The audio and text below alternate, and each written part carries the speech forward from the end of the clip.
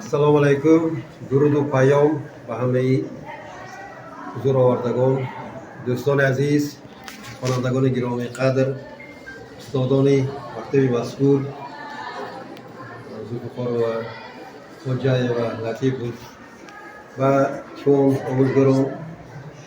Avvalo ба ҳамаи шумо ҳазорон ташаккур ва падару модарон ки вақти худро дариғ надошта дар ин толор ҷамъ омадид ва асосияш аз шеъру ғазалҳои устод лоиқ хуб талабагон хонандагон хонданд, қироат карданд ва аз ҳаёти устод лоиқ саҳна намоиш доданд.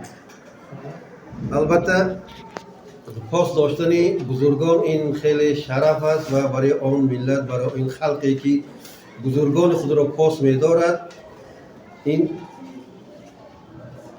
صمیمیت، مهر و محبت با آن ایجادکاران، با آن شاعر نویسندگان و بزرگان خلق خود میباشد. و امروز من همین بلبلکان باغ خانش که طلبگان از شما آموزگاران محترم عبرت گرفته و آنها در آینده این عنعنه شما را دوام میدهند. البته ما هر یک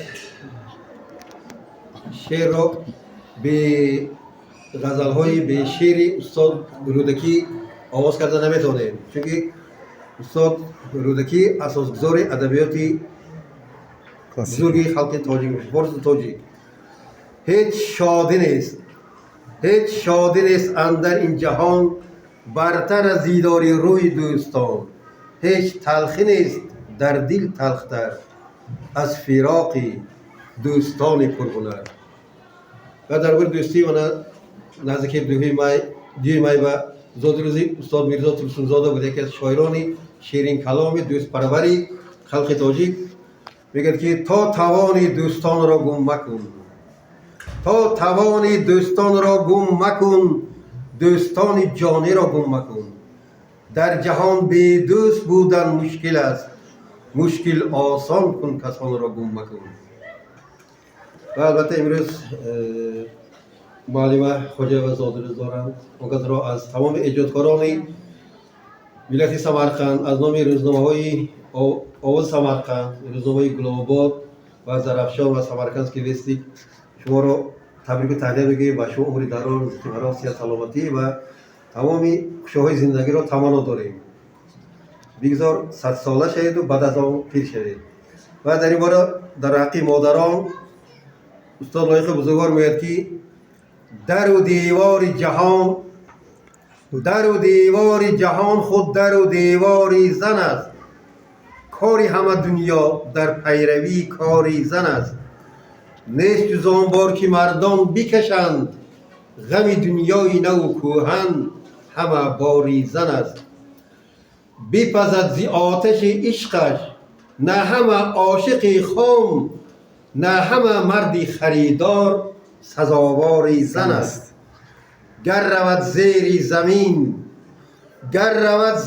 زمین یا بر فلک خیمه زند، هر کجای مردی بزرگ است گرفتاری زن است.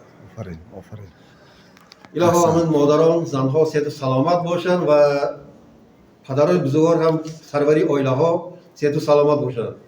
و البته امروزه بزرگداشت لایق بسیار در این تدبیر خیلی خاطرمان و باشکوه گذشته ساده است. من خیلی خرسندم که من همین خوانندگان مکتب با یک مسئولیتی حس کرده همون شعر غزل‌های لایق را دخترکان و گل دختران و پسرکان با یک حسیاتی باطنی خود با یک احساس کرده با زبان مادری خود آن شعر و غزل‌ها را خواندند و صحنه را اجرا کردند. من خیلی شادم و بگذار من همین خوانندگان در آینده یک انسان‌های دانشمند اهل فرهنگ شوند، شاعر شوند، نویسنده شوند، عالم شوند، آموزگار شوند، اساساً انسان‌های بزرگ باشند. آدم و آدمگری را از خاطر نبرند. بله. و در این باره شاعر سمرقندی من فاضل شورزاد میگن که عالمی دل را منور داشتن هم صنعت است. عالم دل را منور داشتن هم صنعت است، جای در قلب بشر بگذاشتن هم صنعت است. آفرین. حسن و زیبایی فقط در شعر و موسیقی مدان، آفرین. همچو دهقان تخم روزی کاشتن هم صنعت است. نکته‌دانی قابل تحسین بود با صد زبان، نکته‌دانی قابل تحسین بود با صد زبان، پاس لفظ و ملت خود داشتن هم صنعت است. آفرین. بار دیگر استادان مهربان، ماموریت مکتب و پدر مادران و همه خوانندگان عزیز و همه شما هزاران تشکر به نام امروز تدبیر برای تشکیل کردگتون بگذار برای مکتب نو مبارک باشد و در این مکتب همچون رویدکی بزرگوار برین حافظ برین سعدی لایق برین صدرین عینی برین آینده مناخل بزرگ انسان ها باید برسند. تشکر به همه شما.